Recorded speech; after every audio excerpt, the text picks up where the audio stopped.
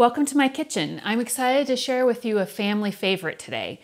This was one of those recipes that I grew up on and knew that needed to be converted to gluten-free, dairy-free when those became part of my life. This is a yeast roll dough that is very versatile, and I use it as a foundation for many things: rolls, breadsticks, pizza crust, and even cinnamon rolls. Let's get started.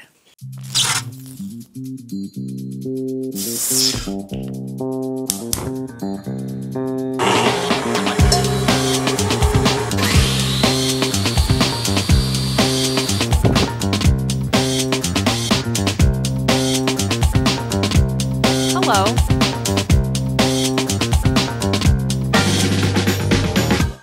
This is a really simple yeast dough, but it does take several steps, so it's not going to be a bake along with me situation this time. So the first step is we're going to get our yeast ready. So to my bowl, I'm going to add 1 package of yeast.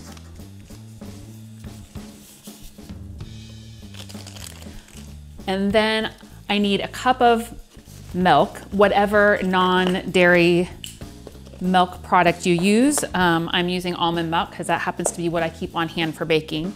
And I'm going to warm this. So I'm going to measure out 1 cup, and then I'm going to put it in the microwave. We don't want hot here, so we're looking for warm. A little more than room temperature, but not as hot as, say, hot tub or bath water. That would scald our yeast and we wouldn't get the rise we're looking for. So just warm. I'm going to start with 45 seconds on my microwave. And see how it feels. Along with my yeast in the bowl, I'm going to add half of a cup of sugar. This will feed the yeast so that it continues to grow.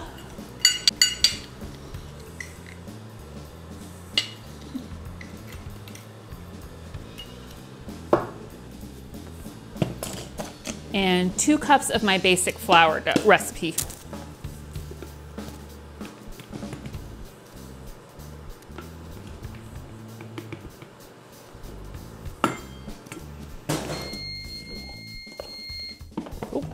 Check that.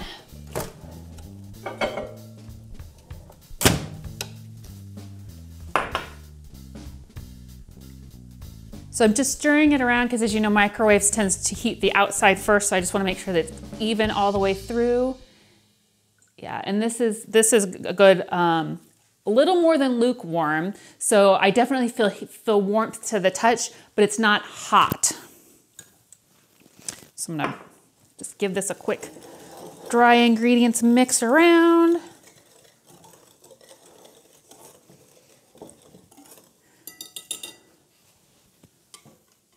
I'm going to pour in my milk. Mix that up.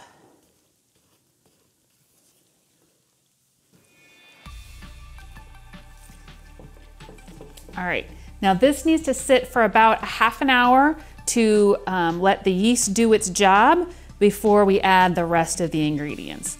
So I'm just gonna cover it with my little tea towel here and set it aside. While that rests, I'm gonna go ahead and mix up the flour blend for the next step. So in the next step, I'm going to add a couple of things to my basic flour to give it a little more strength and texture so that this dough can be rolled out and manipulated. So again, I'm starting with my basic flour recipe, and I'm another 2 cups.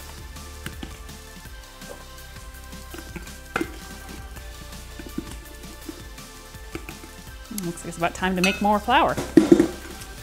And to that, I'm going to add 2 teaspoons of Ultratex 3, and this is a modified tapioca starch.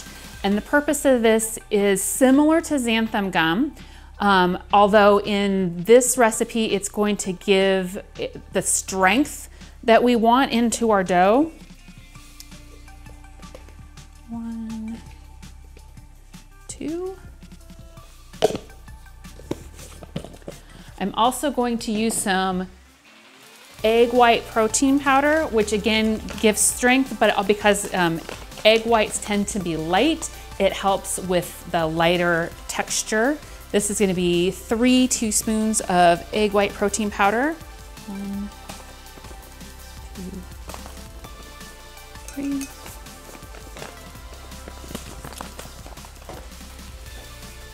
A 1/4 of a teaspoon of cream of tartar. The cream of tartar helps the egg whites stabilize, do their job. Then 2 teaspoons of xanthan gum, which is what helps the non-glutinous grains bind together.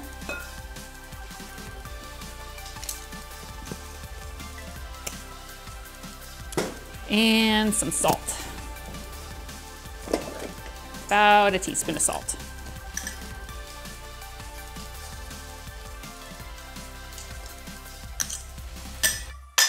Oops, we'll just leave that there for now. And then I'm just gonna whisk that together so everything's incorporated. So I've got all of my flour ingredients together ready for when my yeast is ready to add things to. All right, so this has been sitting for about 30 minutes. You can see there's bubbles starting to form, but what you can't see is the smell. There's an unmistakable yeasty smell. To my yeast mixture, I'm going to add 2 eggs.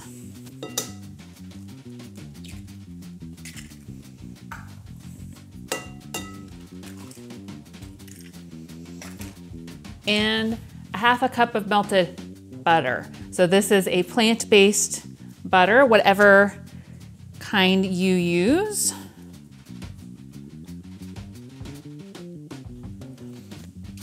And I'm just gonna stir that around. Make sure my eggs are all broke up.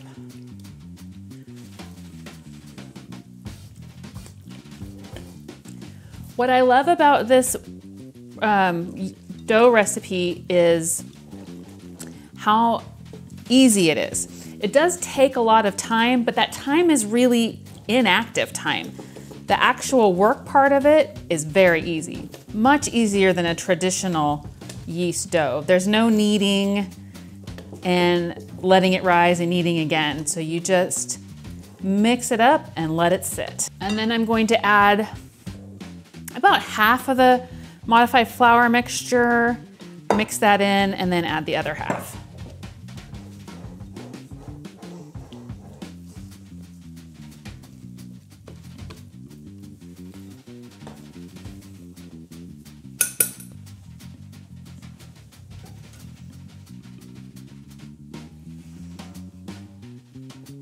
If you are used to using a glutinous yeast recipe, you'll notice that this is very similar in texture to what you're used to. A lot of gluten-free yeast doughs are still runny more like a cake batter than a bread dough, and this one you can already tell is firm enough to manipulate. So I just want to make sure that I get all of that flour mixed in, and then I'm going to cover it and let it sit. And honestly, when I use this for, say, Thanksgiving or a family dinner, I mix it up the night before, cover it, and leave it all night, all the rest of the next day until I'm ready to use it. The longer it sits, the more the flavor intensifies. All right, that's it. I'm just going to cover my dough and let it rest. All right, it's time for my obligatory subscribe. Please, if you're enjoying our content, subscribe. It helps us out. And don't forget to click notifications. That lets you know the next time anything wonderful comes out. All right, now that my dough has been resting, I'm ready to shape it. I've left it for about an hour. That's probably the minimum you would want to let it rest. Honestly, I often leave it overnight or all day long, and it turns out wonderful. So I'm going to divide my dough in half and add just a little flour to my work surface here. I'm going to shape my dough into a nice round disc. And if you've done any gluten-free baking in the past, this is the thing that is the most exciting about this dough. I can manipulate it. I can roll it out and shape it. All right, so I'm going to make a nice... Why is it so exciting? Because I can work with it. Oh, because it's actually like real It's dough. actually dough. Most gluten-free dough is more like a batter than a dough.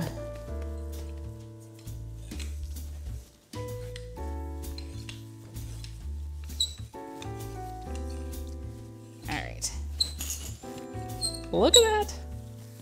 Nice. Now I'm gonna cut this into 8 wedges. Trying to get things out of the way so you can see what I'm doing here.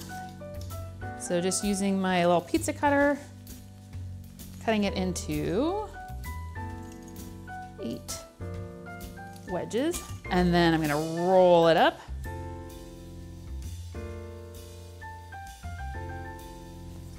And I'm making these in a crescent shape, not croissants, they're crescent shapes.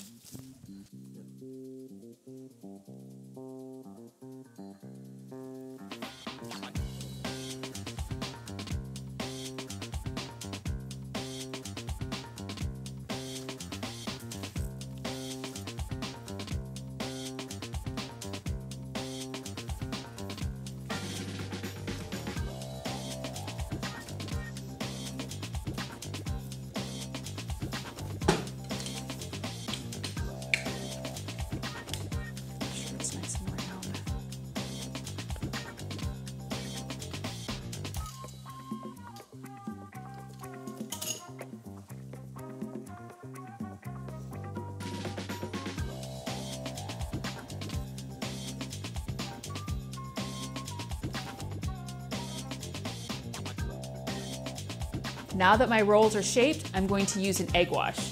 I've cracked 1 egg into my bowl and scrambled it a bit. Just gonna use my pastry brush and cover these with a little bit of egg. This helps with the browning, makes them nice and golden brown and even. So I just wanna kinda cover all the surfaces.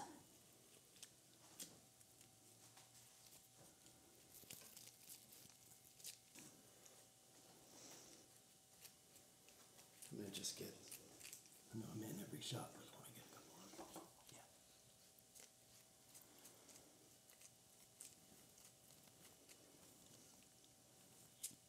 them. Ew.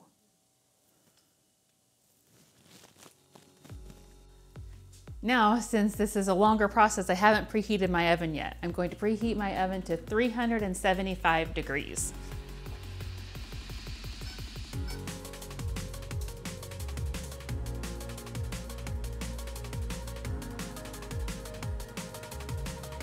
The oven's heated to 375 degrees. My rolls are ready to go in.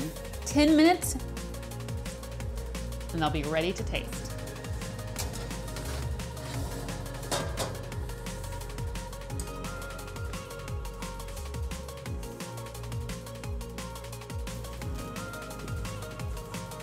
All right, so when the timer went off at 10 minutes, we weren't quite golden brown, so I gave it another 5 minutes, and my timer's getting ready to go off, so let's check.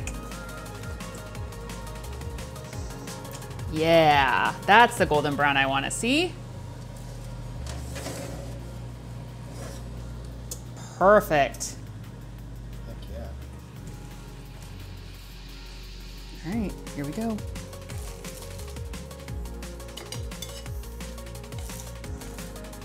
Too bad you can't eat this. I know, you're gonna have to taste it for me. You ready? Look at this. Oh, it's too hot.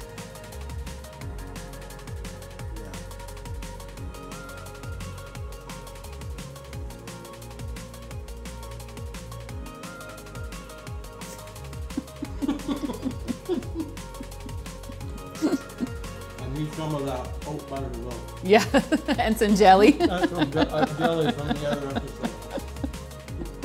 All right, gluten-free, dairy-free crescent rolls. Can use the same dough to make breadsticks, pizza crust, and cinnamon rolls. But that's for another day. See you next time.